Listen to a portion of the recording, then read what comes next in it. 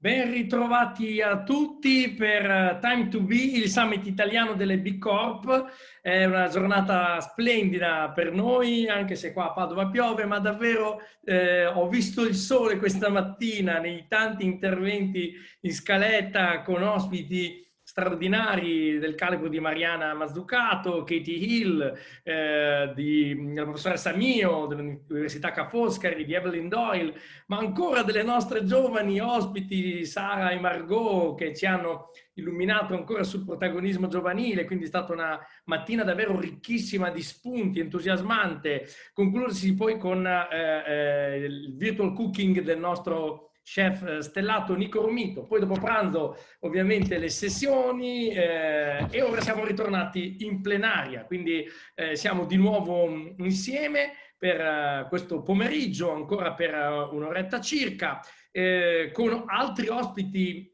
straordinari. Ve li vado a presentare subito prima di passare la parola a Giovanna Zucconi. Allora, chi avremo oggi pomeriggio? Chiedo la slide. Avremo con noi Coen Gilbert, Juan Pablo Larenas e Giovanna Zucconi, appunto, alla quale io passerò con piacere il testimone perché possa moderare e tradurre i nostri ospiti meglio di quanto io potrei fare. Ve li presento rapidamente. Allora, Coen Gilbert è cofondatore di B-Lab, al fine di costruire il movimento necessario al cambiamento del sistema economico. Jay ricopre il ruolo di copresidente esecutivo di Imperative 21, una rete intersettoriale di imprese che credono che l'imperativo del nostro XXI secolo sia di riprogettare il nostro sistema economico. Imperative 21 raggruppa aziende che nell'insieme totalizzano 18 milioni di impiegati e oltre 7 trilioni di fatturato cumulativo. Membro di diversi consigli di amministrazione, per più di un decennio Jay ha insegnato anche presso la West Town School. Abbiamo poi con noi, lo vedete, Juan Pablo Larenas, è attualmente direttore esecutivo di B-Lab Global e cofondatore di Sistema B, partner di Maddalena, padre di Martin, Violetta e Matilde, è anche un maratoneta. È il cofondatore di Late, una B Corp che dona il 100% dei suoi profitti a cause sociali. Cofondatore e presidente del Festival FIS, fellow di Asoka e Young Global Leader del World Economic Forum. La Giovanna Zucconi, a cui passerò il testimone, forse non ha bisogno di presentazioni, è autrice e conduttrice di programmi culturali che tutti noi abbiamo seguito per radio, in televisione, ricordo solo Pickwick, Sumo, che tempo che fa, ha ideato e diretto la Feltrinelli F, quindi siamo tutti grati, la rivista di culto tra migliaia di appassionati di libri. Ha creato Serre Fonseca, marchio di profumeria artistica 100% made in Italy, che esplora le connessioni tra profumo e letteratura, arte e design, e ha appena pubblicato La sua voce è profumo, passeggiata letteraria tra aromi, odori, fragranze. Dirige il festival sulla sostenibilità a Seminare la Buona Pianta, promosso dalla B Corp Aboca. Ora io cedo il testimone a Giovanna, che saluto e ringrazio perché potrà moderare molto meglio di me. Finalmente avrete un conduttore serio. Chiedo soltanto le immagini per un attimo alla regia, per ricordare con una metafora ciò che stiamo cercando di fare. Ecco, mi vedete. Siamo alla ricerca di questo, la chiave per sbloccare il cambiamento, unlock the change. Questa è la nostra sfida, è quello che abbiamo cercato durante la mattina, quello che avete cercato nelle sessioni del breakout session. Ora è quello che ci aiuteranno ancora, ci accompagneranno Coen Gilbert e Juan Pablo Larenas, condotti dalla nostra Giovanna Zucconi. Grazie e ci risentiamo tra non molto. Grazie Michele, grazie per l'introduzione, grazie per questa metafora della chiave con la quale dovremo tentare almeno nella prossima mezz'ora di cominciare a capire come si può appunto aprire e spalancare la porta del cambiamento. I'll switch to English. Welcome everybody, nice to see you Juan Pablo, nice to see you Jay. So, well, we have quite a task this afternoon. We're going to try and understand together what to do in order to unlock the change. But before that, we all know that we are experiencing a turning point because of the pandemic, and not only because of that, a turning point both as individuals and as companies.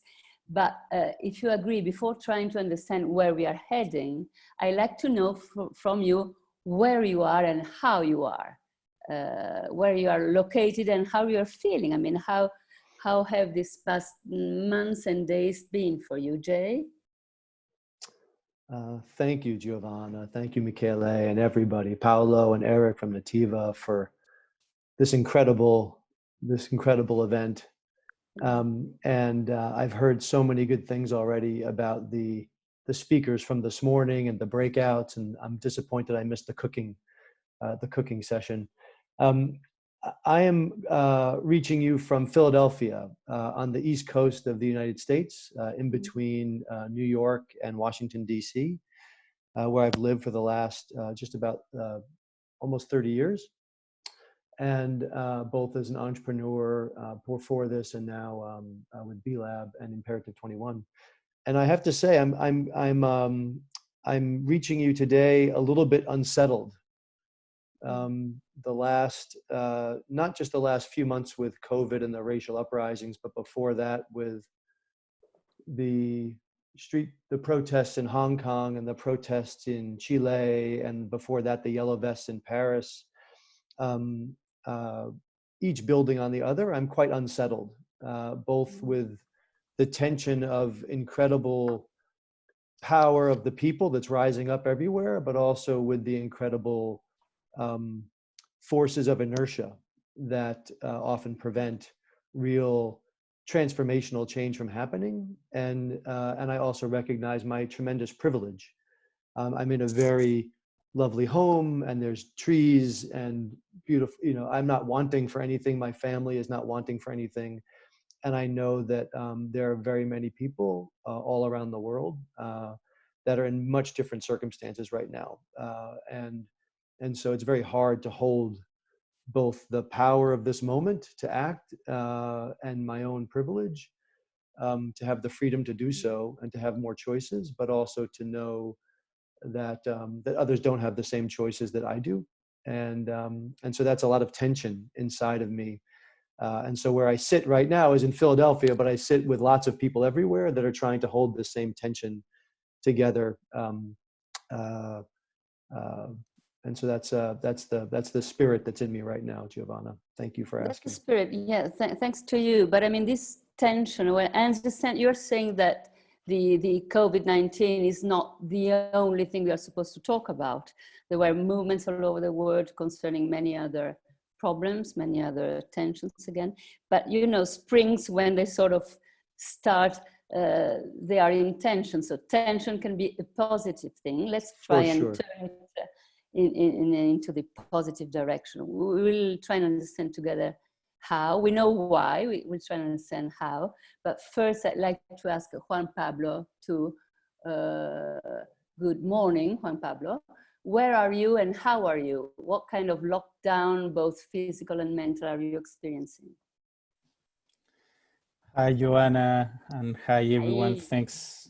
Thanks a lot for the invitation as well. I'm based in Santiago, in Chile, with 3 small kids close that I asked them if they could not interrupt me while I was in this conversation. And of course they will. Given that I asked not to do it, they will do it. Okay, so sure. Apologies in advance if it happens. Yes, and I'm feeling really tired, extremely tired, both emotionally and physically.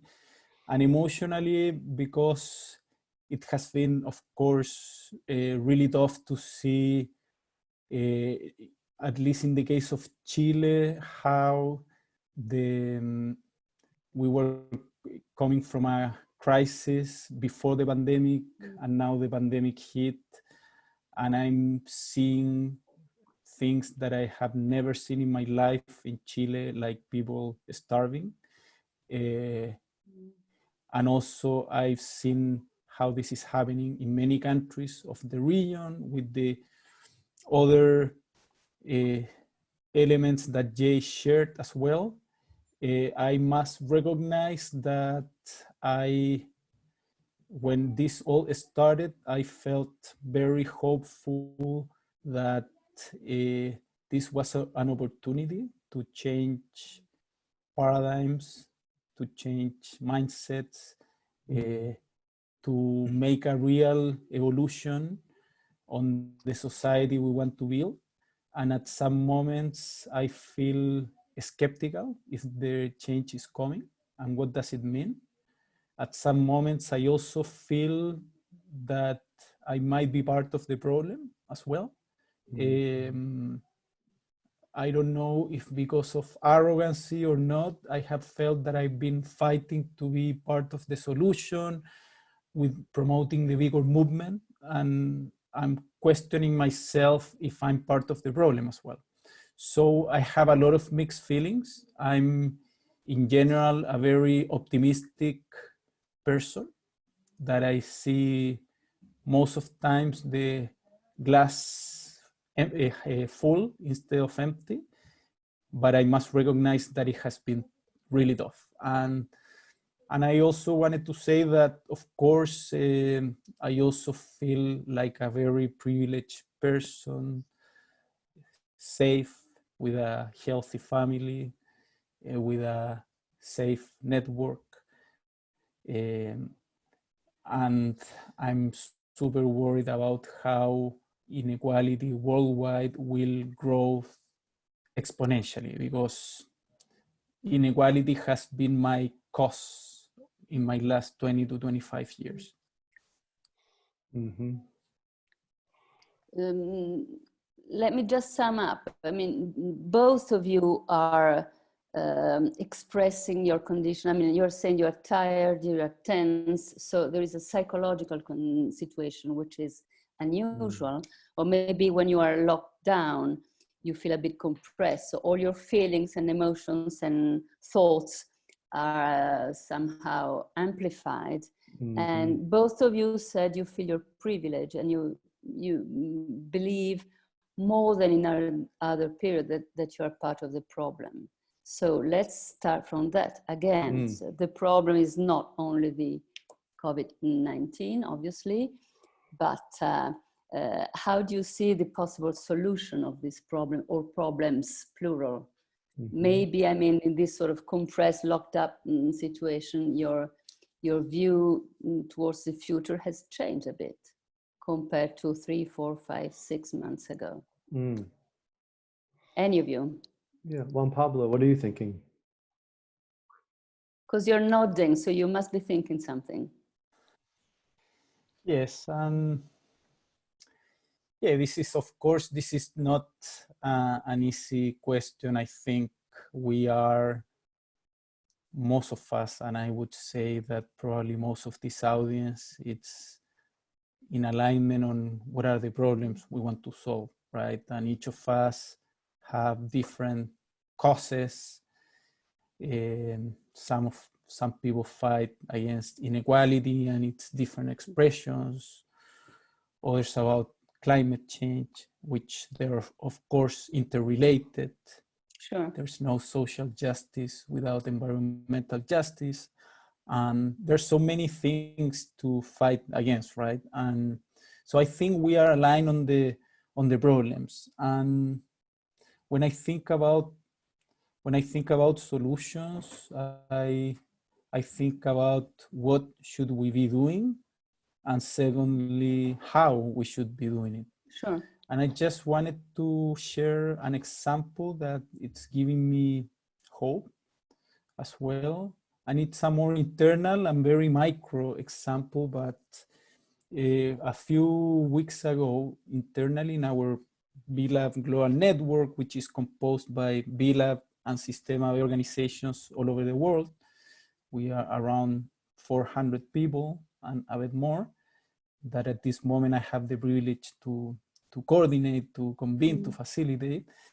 We asked to all the network, what are the problems that we think we need to solve?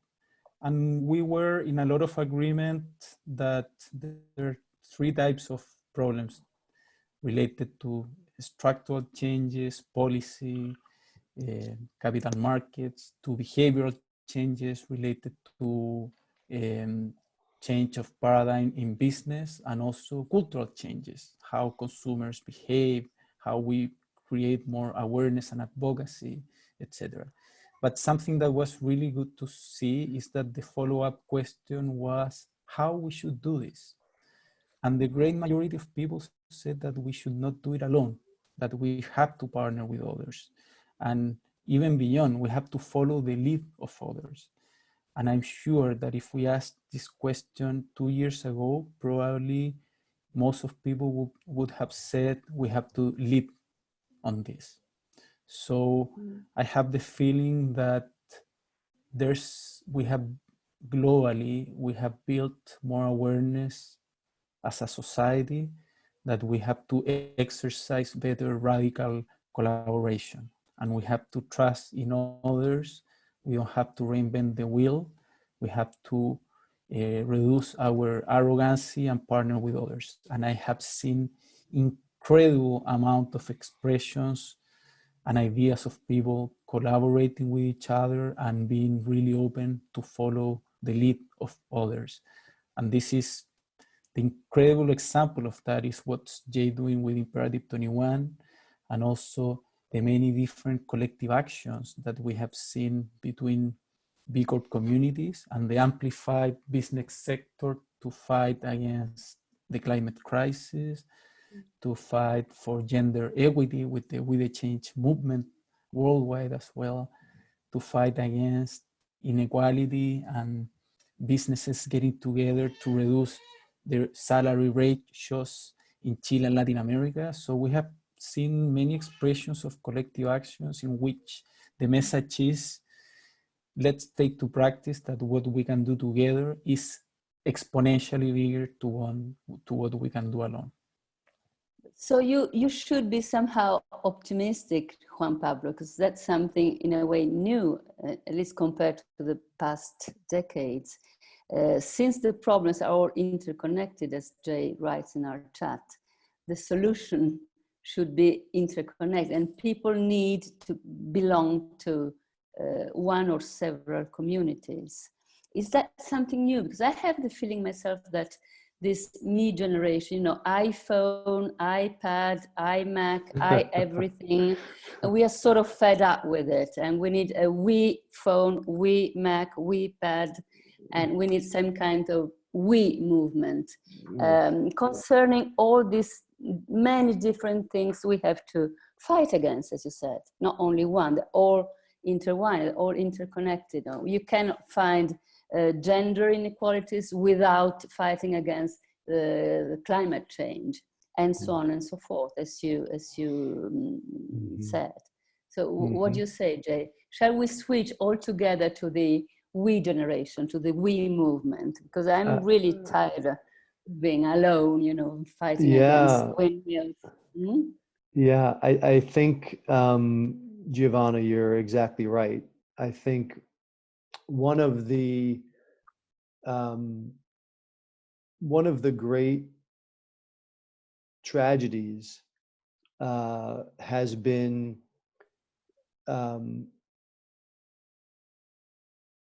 and it's natural, and I'll say a bit more what I mean is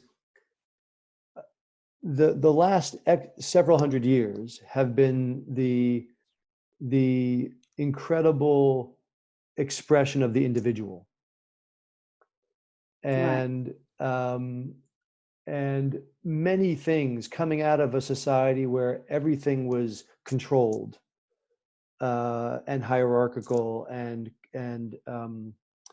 feudal. We responded with this incredible burst and favoring of the individual for freedom and expression and innovation and entrepreneurship and all of that. And it's been it's quite powerful. And I wouldn't want to go back to a world that didn't celebrate freedom and autonomy and in all of its expressions, personal, cultural, societal. However, like many things, like too much of a good thing turns into a bad thing. And we have turned the celebration of the individual into a sanctification of the individual. And we've become a hyper individualistic society. Right. And so we want to be careful because of course, me to we and mine to ours is exactly what we should be doing. You're 100% correct. And I think it's important that as we bridge into a new generation of thinking, that we don't again swing the pendulum so far that we forget the incredible power and beauty of individual expression and connection. And so I think it's not so much transferring from me to we, but it's recognizing that we need each other. We are incomplete without each other. We are unsafe without each other. But the we needs each of us to also be our best selves and our fullest expression of ourselves, and that there's a way to balance those things and to be, as Mariana said in her opening remarks, Mazzucato said in her opening remarks, it's all about being in right relationship. And most of the wisdom traditions through all faiths and indigenous traditions around the world all talk about being in right relationship. And I think there's a right relationship between the individual and the community that we need to, that I'm hopeful that we're seeking right now. And I think one of the most important things that I'm seeing, and so I 100% agree with Juan Pablo's energy around the necessity for radical collaboration. And I would also just say the opportunity, because it's joyful to be in community and relationship with people. It's not a sacrifice. When I gain from my relationship with Juan Pablo, it adds to my life. And one of the things that in a hyper individualistic world, we often strive for agreement instead of striving for unity. If we approach collaboration seeking unity, we allow for disagreement, but we stay unified in the direction of travel that we talked about. Mariana again talked about a growth direction, not just a growth rate. And that direction of travel is around interdependence and around right relationship and around dismantling inequities to create more distributed power and opportunity. And we don't have to agree on every single step. What we have to be in unity is that's the direction of travel. And we have to approach this humbly, recognizing that we probably don't have all the right answers ourselves. But if we show up with that right spirit of focusing on those imperatives, those threefold imperatives of interdependence, right relationship, and then the conscious dismantling of those inequities, all of those minor disagreements like dissolve away because we're in unity around the direction of travel. And I think that's the shift that we need in our mindset, is to not continually prove to each other or ourselves that we're right about our specific approach, but we are in unity about the direction of travel. Will that be a method, an approach, a way of doing things within the B Corp movement? Because I mean, what you're saying about we don't need to agree, all of us, on everything, is very crucial now. I mean, there is a lot of debate, especially in US, about the cancel culture and so on. So, I mean, we are sort of touching a very tricky topic nowadays. But, well, I think entrepreneurs are practical guys. I mean, practical people. They have to get things done. So maybe that's a way of, you know, starting doing things. But I'd like to know whether there are some practical steps you are suggesting right now. I mean, maybe they're different ones compared to, I don't know, 6 months ago. And maybe you're doing different things in a different way. So in order to unlock the change, we have to understand what kind of change you are fighting for. Sure. And Juan Pablo, the question came from the B Corp perspective. So I'm wondering if you would take that, since you're leading the B Corp global movement now.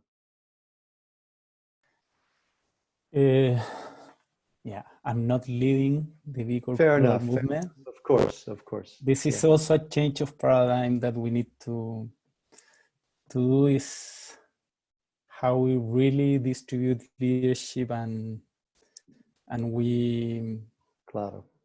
Yeah, and we collectively feel that responsibility and that ownership as well. Yeah, like, again, I feel comfortable sharing on some ideas that we have been working on, that we think they could be amplifiers of change, and probably they are not sufficient. One, it's related to collective actions. We believe that historically, the B Corp movement, one of the key elements has been community, how we share and engage in a community, but I would say also in under an instrumental perspective. So how do I benefit from each other? How do I build relationships?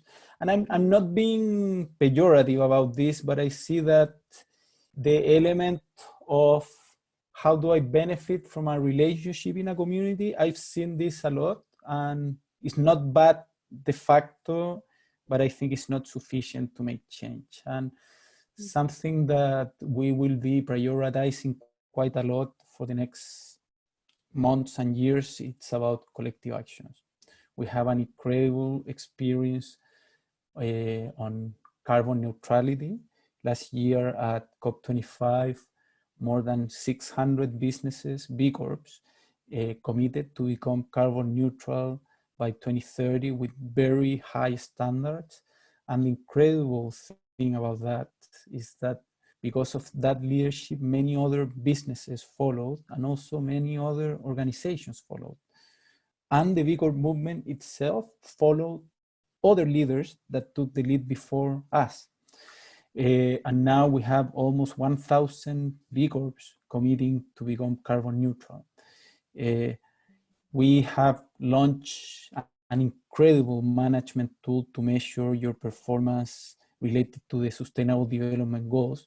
So those collective, which is called the SDG Action Manager, and we will be promoting collective actions related to the most pressing global problems that are encapsulated at the Sustainable Development Goals. So I see how B Corps can generate a demonstration effect where others have the possibility to lead and to follow. And I think that the capacity that the private sector has to change paradigm and to change the needle will be always faster than what the state and the public sector can do. And I think that the public sector is fundamental in this conversation, especially now with the bailout packages, how we can do more sustainable bailout programs, that all over the world there are different initiatives on related to that how the regrowth or the how when the economy starts working again after we are outside quarantine, how that paradigm changes and how the role of the public sector is more focused on sustainability and providing incentives to that. I think that's fundamental. But the power that the private sector has on generating a demonstration effect is incredible. So I think this is something that we will definitely be pursuing quite a lot. Also, we are working strongly on policy, on creating suggestions for policy in capital markets, in passing the more società, the benefit corporations, società di beneficio in Italy, for instance, etc. So that's another important focus that I think will be for the next months. And finally, that it's something that we don't know the outcome of this, but again, in terms of partnerships, it has become mandatory for us to partner with other movements and organizations in most of the things we do. And Imperative 21 is an example where on how 5, 6, 7 global organizations got together for a common cause, and now there are hundreds of organizations joining Imperative 21 with a very specific purpose. And And that means if we have to change our agendas and priorities, we should do so for the common good as well. So as you can see, we have some minor examples. Quite a lot to do. Yeah, but, and still minor examples for the challenges we have in front in terms of what we're doing, but also it has to be combined on how we do it as well. Mm-hmm. Sure. Juan Pablo, is the B Corp movement growing, and how fast and how much is it growing? Thanks. It's crazy, and this is a signal of hope as well, because of course we expected that the growth of the community because of the pandemic was going to be reduced. And this year we have had like a historical number of companies submitting to become B Corps. It has grown this year more than 50% compared to last year, which is just crazy. And secondly, we expected that many companies would, we would have a bigger attrition rate of companies leaving the B Corp community. And the attrition rate we have had has been much smaller than the one we expected. So of course it's too soon to have some reflections, but I would say so far, we have seen that the resiliency of the B Corp community is incredible so far, because we still remain with the great majority of B Corps. And secondly, there's like an exponential amount of businesses that are trying to become B Corps, much bigger than 2019. And as one of my friends says, we are facing a happy problem in that front, because the opportunity to grow the community is huge. We are getting some questions in the chat now, but maybe first I'd like to ask Jay whether you would expect such a growth of the B Corp, and maybe I'll ask you something more about what you're doing. I mean, not only within the B Corp movement, yeah, putting together different realities, as you said. Sure. So I've become very good at not trying to project my expectations onto the future. Never do that. Yes. But it's interesting that the B Corp movement was founded in 2006, 2007, right at in the global financial crisis. And one might have expected it to be a very difficult time to gather a group of businesses to focus not only on financial performance, but social and environmental performance, et cetera, in the middle of a global financial crisis that was the worst in the United States, certainly since the Great Depression. And yet there was tremendous growth and tremendous hunger, because among those who were seeing around the corner, they were seeing in the financial crisis evidences of structural problems with the economy, and they realized that they needed to respond structurally. And they also realized that they needed to do that in community, not just because it's more fun, because it's more effective. Like, you learn from each other. We go to church together, we go to class together, we play on teams together, because it's more fun and it's more effective to do things in groups. And that's the same with running a business this way. It's more effective when you're learning from other businesses who are like-minded and high-performing. And so in that in our first 10 years, in the first part of that 10-year run, there was a lot of growth in some ways because of the crisis, because it opened up hearts and minds that there must be a better way. And indeed, B Corp survived that financial crisis at much higher rates than traditional businesses. And what I see now is potentially a replication of that same phenomenon, which is even a bigger global crisis: health, race, and obviously economic crisis. That there's even greater realization that the underlying system is broken, and all the different peaks that we're seeing pop up through the water: inequality, climate, gender equity, a food system, the misuse of technology, like all kinds of, those are all just the peaks of the icebergs. And what unites them under the water is the failure of the underlying economic system. And that is attracting small businesses, big businesses, US businesses, African business, Latin American businesses, European businesses, who say, if I'm going to be thinking for the long term, the health of my business and the health of my society, I need to think about a new social contract. And that new social contract I can take responsibility for in my business, but I also need to make sure that I'm a part of a bigger social contract that's societal in general. Again, to Mariana's great point, is B Corps have never been about themselves. They've always been seeing themselves as a vehicle for much broader societal change. And they are necessary but insufficient. They're necessary because people need examples of successful businesses that are competing in the market and creating financial value while they are creating value for their workers, for their communities throughout their value chains. And so this makes it possible. So it takes away the argument that you can't do it, because look, there's 3,500 businesses of all sizes that are actually doing it. So we can't argue anymore that it's not possible. But what's happening now is that what's possible has become what is necessary. And so the formation of Imperative 21 is B Lab and the B team and Just Capital and Chief Executives for Corporate Purpose and the Coalition for Inclusive Capitalism and Conscious Capitalism, many, many, many others, all recognizing that what we used to think of as possible is now necessary.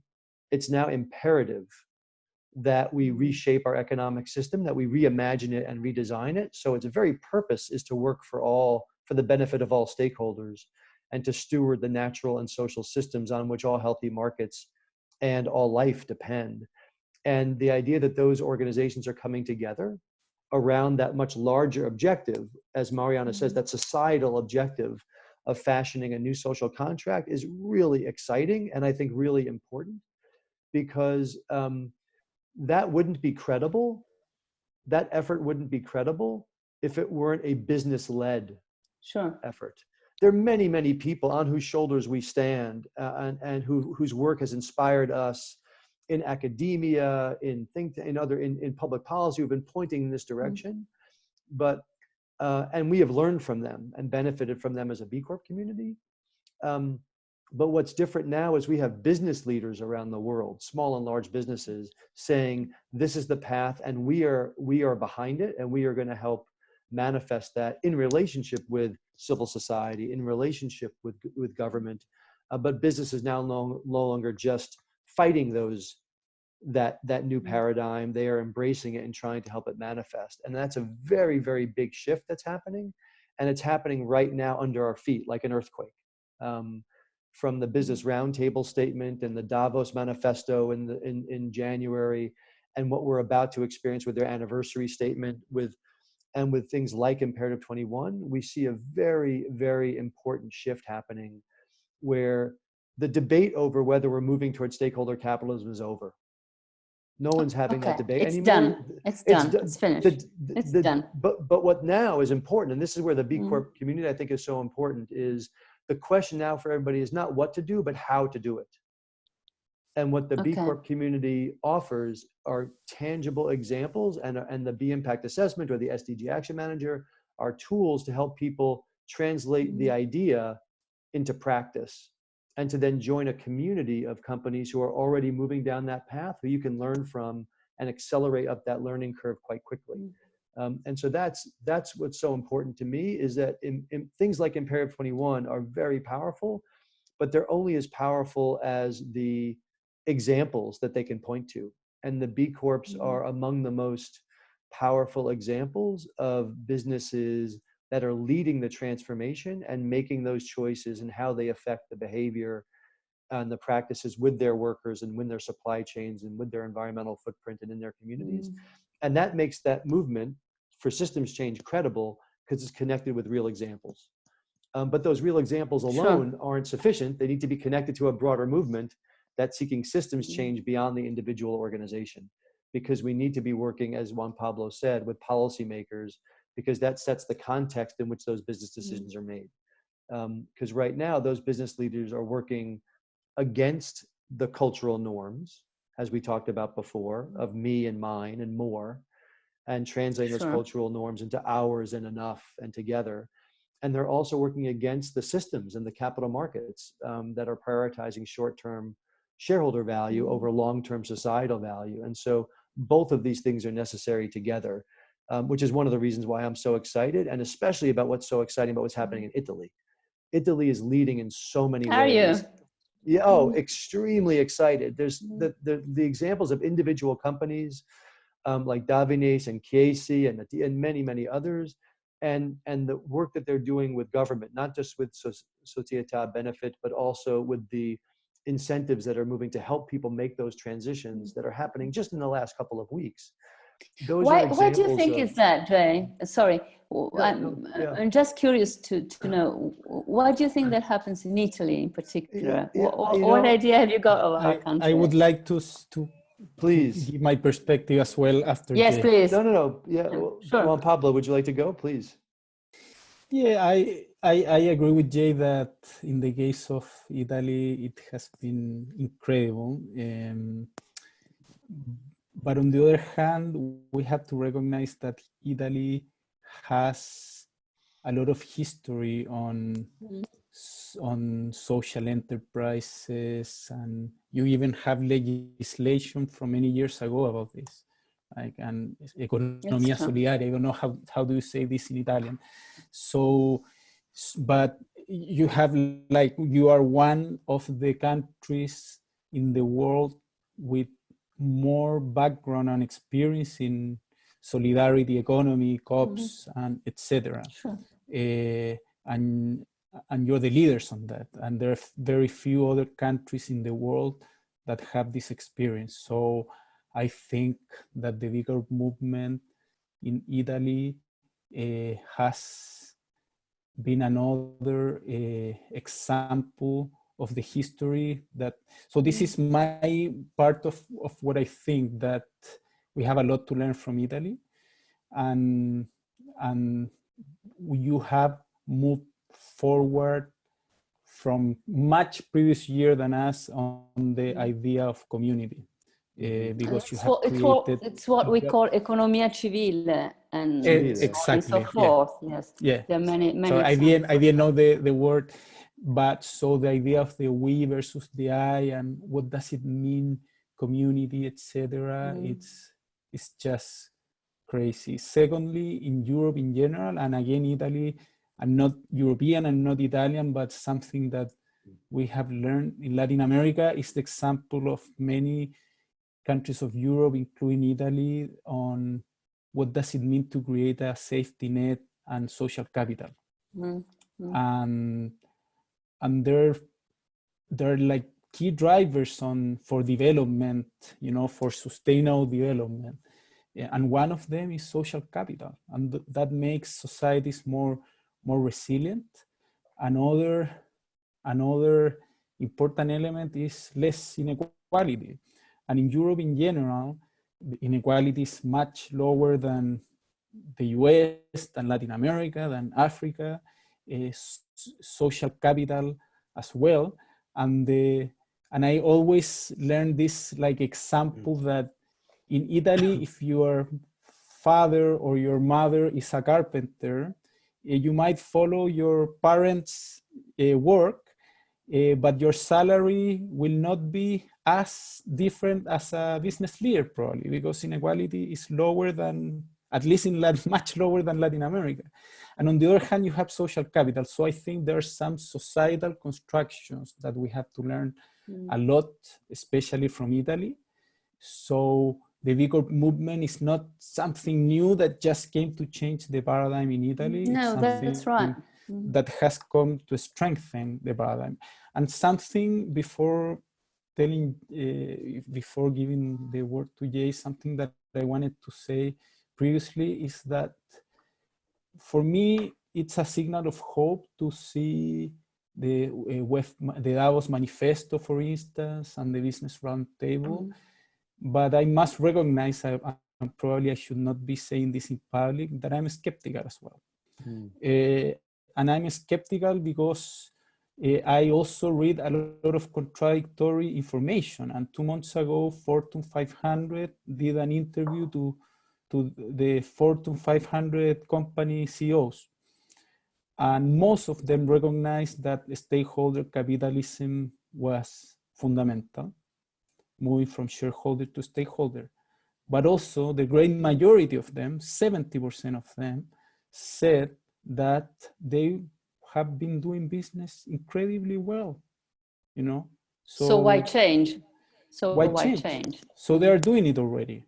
So Right. they are doing it already. So like when I see that contradictory information, I feel pretty much skeptical that the same person saying that stakeholder capitalism is the norm, but my business has been doing for centuries stakeholder capitalism, I get really, really lost. So I think we have a huge challenge in front of us on how we can build awareness without being arrogant, by being humble, by being open, how we can change paradigms in that people that they think that they're doing things incredibly well.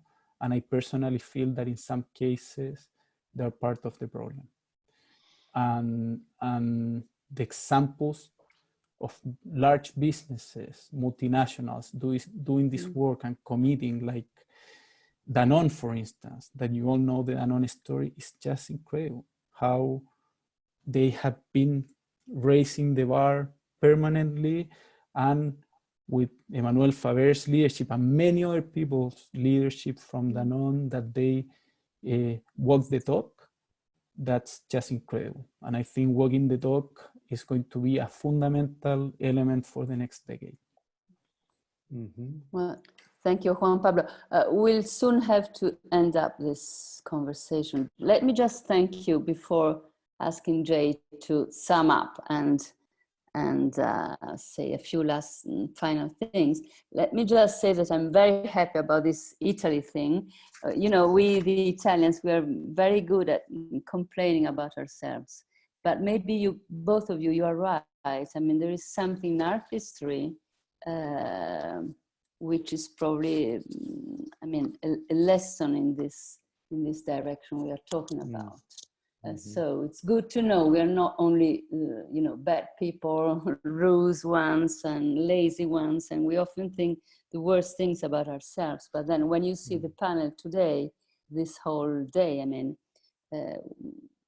you must know that there is a lot of good energy in this country. So that's good to know. Thanks for saying that. So much to learn from you. And I have been once in my life in Italy, and I felt like I was home. That's a really good feeling. You know what, Juan Latin Pablo, American.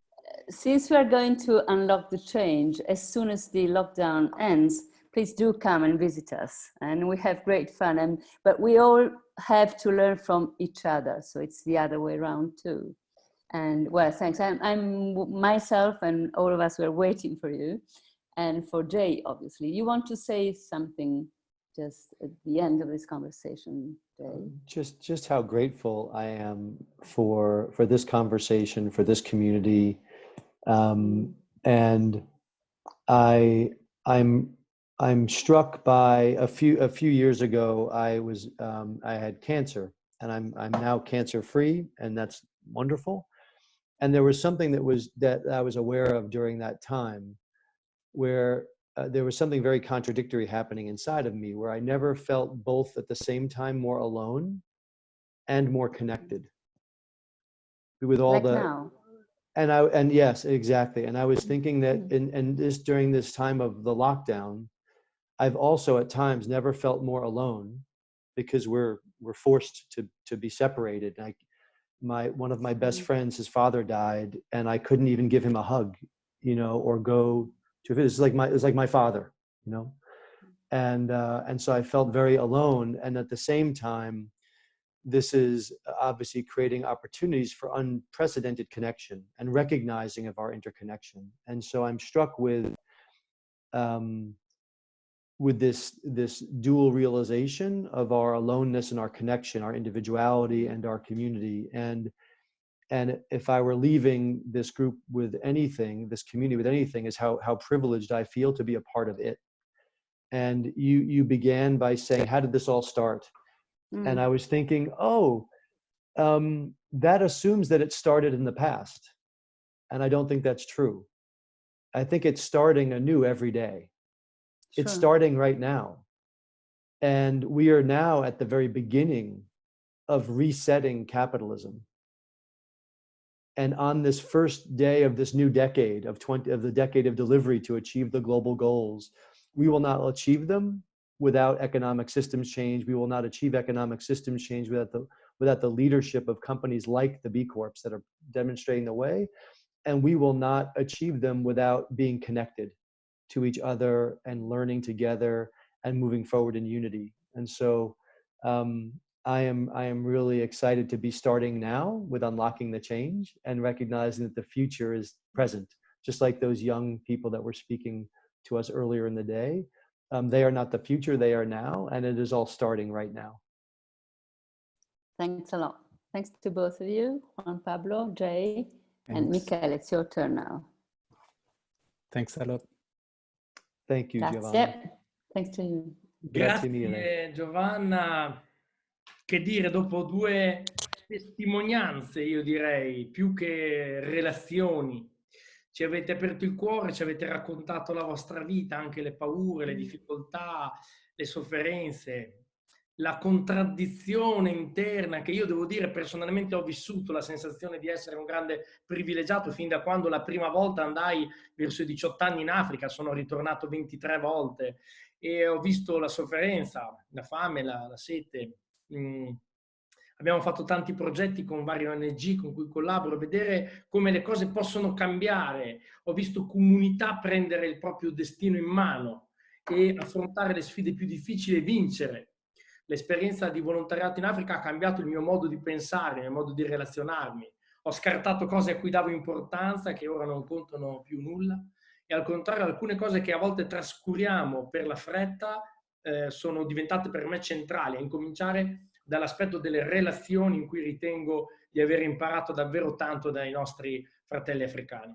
E quindi mi sono ritrovato nelle vostre parole, questa contraddizione, diceva Jay, non c'è il match, no? Non si riesce non ci può essere un punto di contatto tra le nostre vite, che comunque sono nell'agio in qualche modo, per quanto sia, rispetto alla sofferenza di tanti fratelli. Possiamo solo continuare a impegnarci e farlo insieme. Voi avete tracciato una rotta, lo avete fatto con grande lucidità, andando a individuare gli elementi chiave che secondo voi stanno facilitando il cambiamento. Juan Pablo ha ricordato le grandi come dire, virtù della storia italiana che effettivamente affonda le radici nell'antichità. Voglio ricordare che anche la finanza nasce in Italia con frati francescani che capiscono la differenza fra povertà e miseria e quindi per combattere la miseria, che è perdita di dignità, loro che propongono la povertà intesa come essenzialità, come sobrietà, creano la finanza. Ma poi insomma tutta la storia, l'avete già detto, sociale del nostro paese, ma davvero io credo che abbiamo bisogno di dialogare perché nessuno ha la verità in tasca, dobbiamo creare un grande mosaico, un bel mosaico in cui ognuno di noi va a mettere un piccolo tassellino per renderlo bellissimo. Io sono di Faenza, sapete, vicino a Ravenna, non so se siete mai venuti. Da noi c'è una tradizione importante nei mosaici, tanti ragazzi anche a scuola lo studiano e il mosaico richiede tanta pazienza, non si può fare, non è un graffito che si fa in 2 minuti, ma il risultato è davvero meraviglioso ed è il frutto dell'unione di tanti pezzettini, di tanti tasselli. È quello che secondo me dobbiamo fare. Grazie quindi davvero di averci aperto il cuore anche con le vostre storie. Ecco, io credo che l'empatia, cioè condividere anche le difficoltà degli altri, possa aprirci l'orizzonte. Se ci isoliamo in una torre d'avorio forse perderemo il contatto con la realtà storica. Ecco. E quindi grazie ancora, grazie a Giovanna, davvero. Ora io richiamerei in causa Eric e Paolo con cui abbiamo iniziato in maniera circolare questa giornata. Io personalmente, che dire, non posso che ringraziarvi ancora, anzi voglio ringraziare anche una persona, anzi due, che sono due cari amici che mi hanno fatto conoscere il mondo B Corp, che sono Gianpietro Zonta e Daniele Raccanello di Dorica, e grazie a loro che io ho conosciuto il mondo B Corp, società benefit. Loro hanno tra l'altro ispirato la certificazione di filiera per l'oro, sono stati la prima B Corp al mondo ad avere certificato la filiera dell'oro. Questo ha richiesto 3 anni di lavoro anche in America, quindi voglio ringraziarli perché mi hanno avvicinato a questo mondo meraviglioso col quale spero di poter continuare a collaborare. Paolo, ti posso chiedere anche una tua impressione, anche a Eric, insomma, tiriamo un po' le fila in 2 minuti senza voler sforare e rubare tempo ai tanti partecipanti a questo meeting. Beh, mi è sembrata una giornata straordinaria, no? Sì, senz'altro l'è stato. Abbiamo avuto tra l'altro dei numeri incredibili con più di 1500 persone diverse che si sono collegate lungo l'arco della giornata, ovviamente anche scegliendo il momento più interessante magari per loro. Ricordo quando qualche settimana fa eravamo riusciti a trovare come location per fare questa summit il Palazzo Vecchio, Sala dei 500 a Firenze, no? Quindi eravamo tutti estasiati dalla possibilità di organizzarla lì. Ovviamente era qualche settimana prima del problema del lockdown, del Covid-19, e eravamo ispirati all'idea del rinascimento, quindi il collegamento che volevamo portare era le B Corp, società benefit, come uno strumento anche per un nuovo rinascimento. Poi è successo quello che è successo, però anche in questo caso, come dicevi giustamente tu, una crisi dà anche un'opportunità. La chiave che mostravi è una chiave che dobbiamo assolutamente impugnare e dobbiamo volontariamente girarla nel verso giusto. E la direzione, e credo che anche la professoressa Mazzuccato parlava di direzione. Io amo la parola destinazione, che è un po' più olivettiana, no? Olivetti diceva: qual è la vocazione, qual è la destinazione della tua impresa? Allora, quello che secondo me, così in questi anni di esperienza, dialogando con vari imprenditori e manager B Corp, è che abbiamo identificato una destinazione, però abbiamo bisogno di strumenti per seguirla, no? Così come abbiamo bisogno di una bussola per trovare una strada, un cammino. Ecco, credo che il grande merito di Jay, di Juan Pablo e di tutte le persone che hanno collaborato in questi anni a formare questi strumenti, che tra l'altro sono fallibili, cioè non sono perfetti. Questo è un punto che diceva ieri Jay, che mi piace moltissimo, cioè sono in continuo aggiustamento. Dobbiamo capire che per seguire questa destinazione abbiamo bisogno di strumenti che siano in grado anche di imparare strada facendo. E in questo senso credo sia il grande aiuto. Questi strumenti, società benefit, B Corp, ma anche altri, aiutano ad andare a seguire o raggiungere la destinazione per cui dovremmo essere tutti nati, incluse le nostre attività imprenditoriali. Grazie Paolo. Condivido. Eric è collegato con noi? Sì, ci sono. Non ti vedevo. Mi sentite? Mi senti, Michele? Ti vedo, ma ci sarai. Sì, ti sentiamo, Eric. Ok. Beh, anche da parte mia il senso più grande è quello di gratitudine. Jay e Juan Pablo non siamo solo colleghi, siamo anche amici, e sapere che stiamo vivendo assieme queste sfide ci avvicina ancora di più. E rielaboro un po' quello che diceva Paolo e anche quello che diceva Jay. Jay diceva questa storia non parte dal passato, ma parte dal presente. Io rilancio ancora e dico: questa storia parte dal futuro. Cioè noi siamo chiamati un futuro. Siamo chiamati un futuro che è necessario e che è ineluttabile. Cioè, se noi non andiamo in questa direzione non c'è futuro. E quindi è questo futuro che ci chiama. A volte non siamo capaci di ascoltarlo, ma credo che oggi abbiamo avuto tante voci che convergono, che ci aiutano a vederlo tutti insieme, a ascoltare insieme questo futuro che ci attira, che ci chiama in questa direzione. E poi ognuno è libero di interpretarlo nelle maniere più svariate, rispettando proprio questa ricchezza enorme, questa diversità enorme e questa apertura che caratterizza questa community che non voglio neanche definire come una community perché sembra mettere delle boundaries, no? Mettere dei confini. E quindi così continuiamo a camminare sapendo che la strada non c'è, però la direzione, la vocazione è chiara e diventa sempre più forte e sempre più persone oggi sono pronte ad ascoltare questa chiamata verso il futuro. Concordo assolutamente, Eric, con quello che hai detto. Sempre più persone sono disposte ad ascoltare questa chiamata verso il futuro e la consapevolezza che, come qualcuno ha detto, non c'è un pianeta B, mi verrebbe da dire non c'è un pianeta B senza le B Corp e tutti gli altri che insieme a noi si stanno impegnando per creare questo futuro che ha bisogno di un nuovo paradigma, non può essere uguale a prima.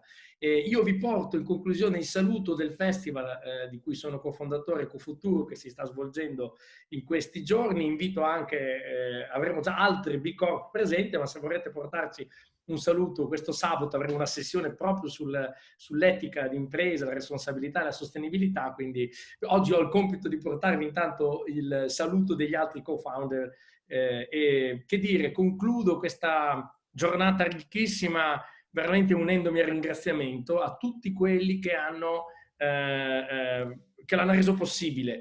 Voglio dire che non sono solo quelli che avete visto, perché come sempre c'è chi nelle retrovie, nel backstage, lavora per rendere possibile questi dialoghi, quindi anzitutto Tommaso, ma altri ancora. Credo che ora li potremo anche vedere, ecco qua. Questi sono tutti coloro che hanno lavorato e collaborato per rendere possibile questa giornata verso la direzione di Unlock the Change, perché questo è il nostro futuro, time to be. Grazie a tutti davvero di cuore, ci rivediamo alla prossima, speriamo di poterlo fare anche di persona con Jay, con Juan Pablo, con tutti quanti. Grazie Paolo, grazie ancora Eric e un ringraziamento a tutti coloro, lo dicevate prima, hanno ruotato quasi 1500 persone e beh, insomma, forse qualche anno fa questo dato sarebbe stato un sogno, oggi è stata la realtà concreta. Chissà domani cosa ci aspetta. Grazie ancora a tutti, arrivederci, Unlock the Change.